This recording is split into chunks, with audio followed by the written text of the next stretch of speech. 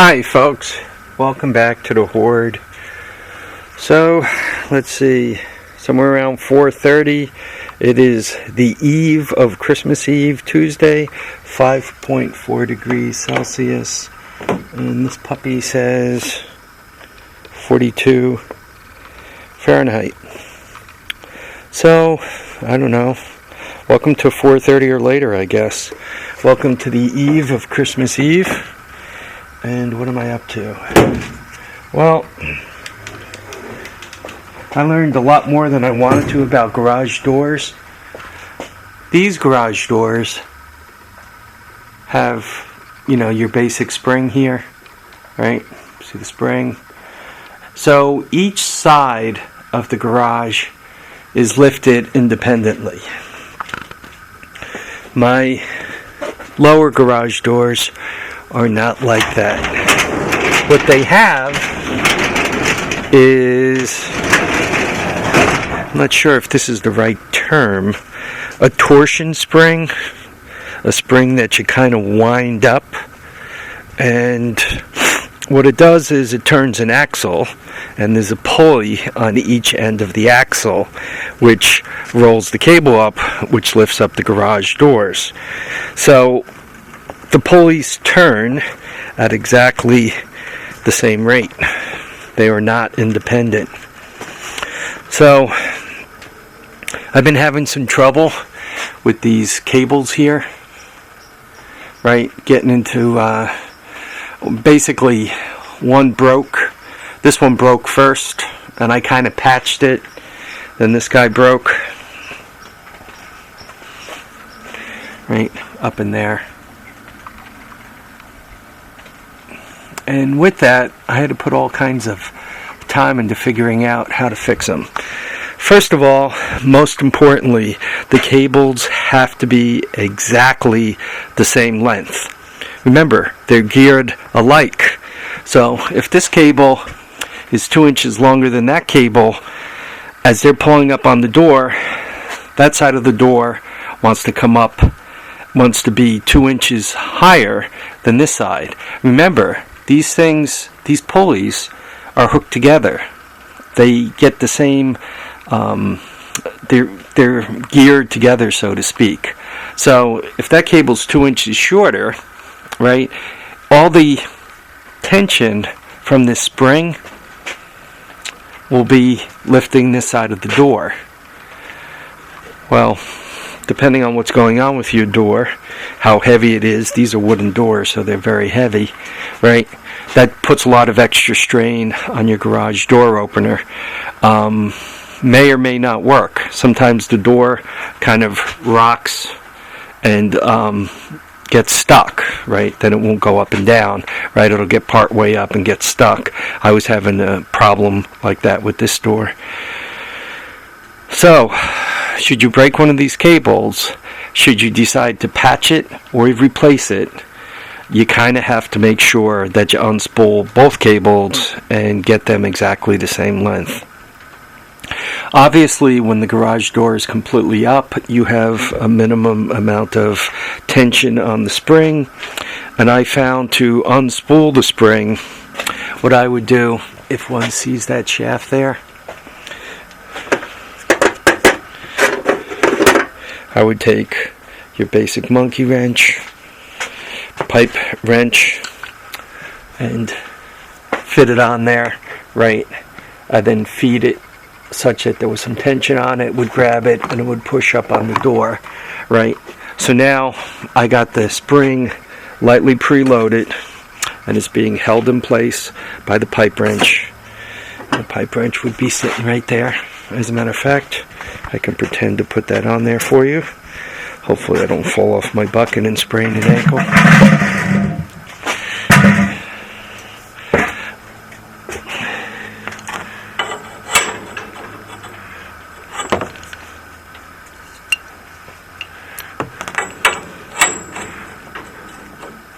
Right, I'm not going to preload it, but you could see it there.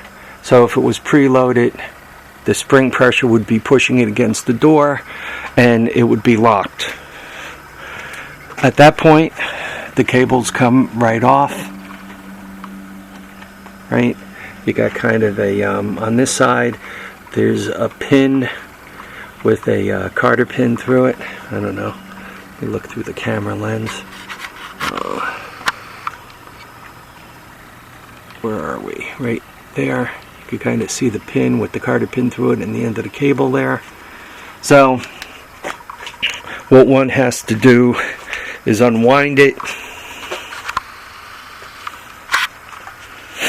Pay attention to the direction you're winding in. You can see it a little easier on this side. Right? This side, what they did, and the reason why it broke first, is you see there's a nut here where my finger is.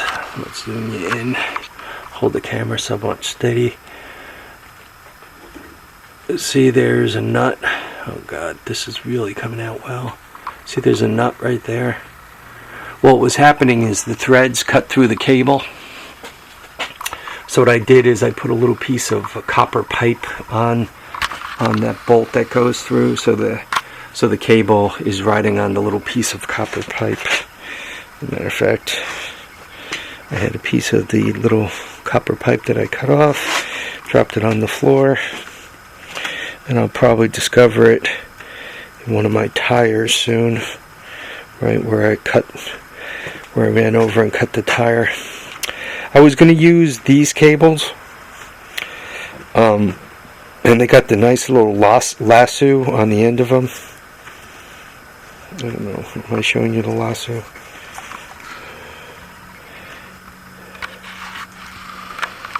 See that little hook there? Well, that's really nice. These are nice thick cables. Right, so the little lasso goes here. The only problem is on that end, they kind of have a button that looks like this. Right? So you slide that over it, and then you got to put a termination. My problem is the only terminations I had that I could put on there were these guys, these big guys. And the problem with those big guys is I was afraid that they wouldn't go. They kind of hook in between the pulley and the body there, and they got to grab on to the pulley, and I was afraid that wasn't going to work. So what I did is I basically, as the ends broke off, I shortened both cables a little bit.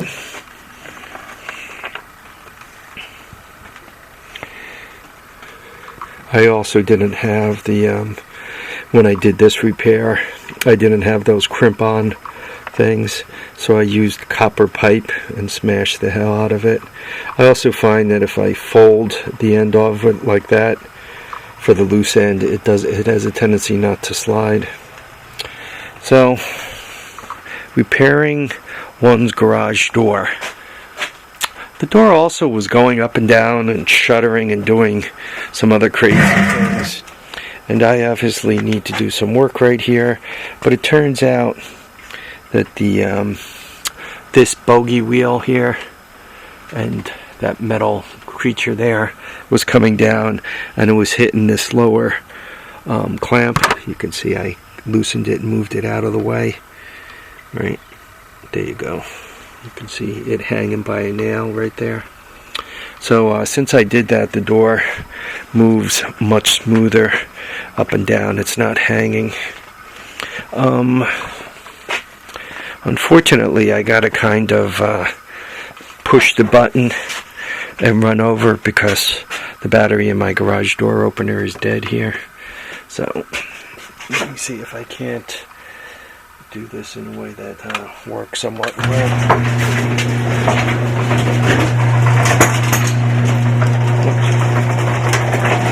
That's the wrench that was on the shaft there. Comes down and smashes it. So you guys could see I got a, let's call it a torsion bar. Let me hang on to this right here like that. You can see the torsion bar. You can see how the cable comes off that pulley. I think you guys could see it and how it comes down.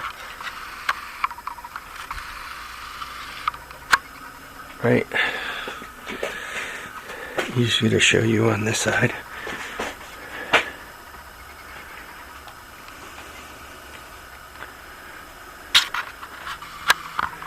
If I steady my arm, maybe.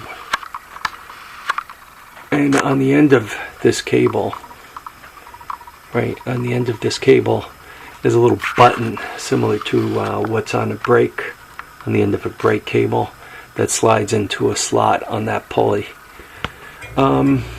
When I was winding these cables, I found that it was really helpful if I weighed them down.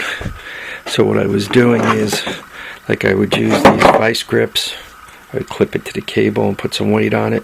That way, when you're working on one side, this side doesn't unspool, because that cable kind of has a mind of its own also. So if you kind of have this, you know, putting some tension on it, especially when you got everything up in that tight area, it keeps them from unspooling.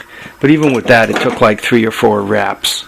Rewraps on that side to make everything work. I had trouble getting the buttons to work, getting the button to grab on that side, which means probably if I would have attempted to use these cables and put buttons on the end, I would have had trouble. When I'm floating around and doing my flea market thing, what I'm going to do is I'm going to look for a set of cables that come with the hooks on one side, and on the far side, instead of having just a loose end like that has, I need a button on the end. This is what I would have had to do. That's, you can see the button and you can see the crimp, but I was afraid with the size of the crimp that it was gonna get between the pulley and that bracket up there and get knocked off. And once that happens, the cable comes loose, and the word screwed means a lot, right? Because once again, the cable crimps, the cable goes to the inside edge of that pulley and snaps in. So what I'm going to do is keep my eyes open for a set of cables with a button on one end and a nice lasso on the other, just like that.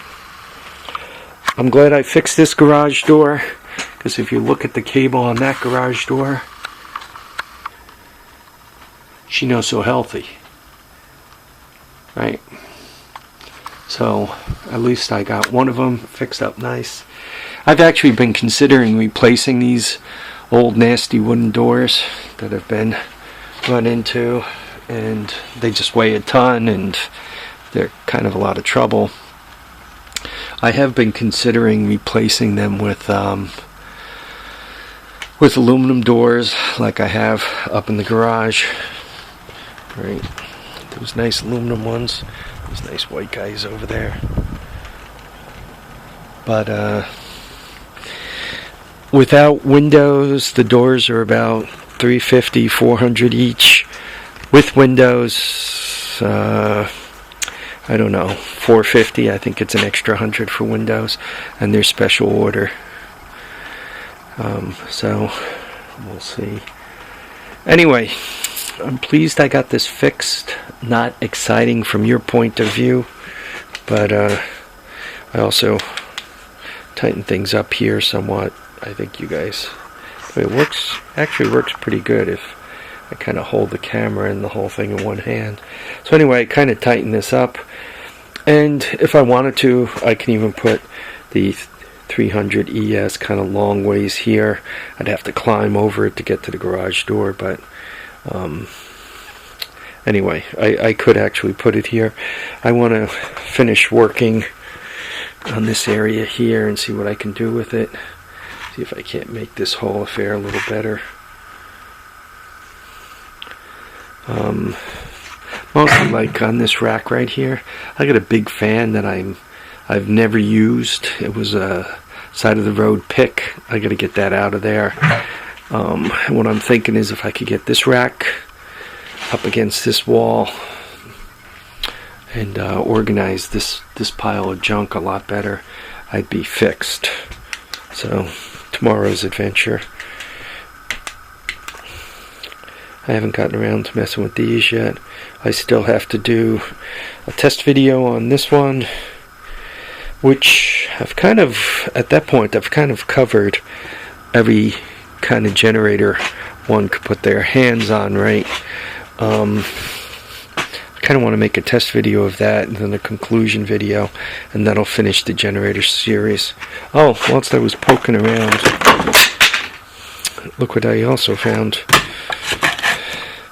Das pillow bearings. I don't know, that looks like a 1-inch.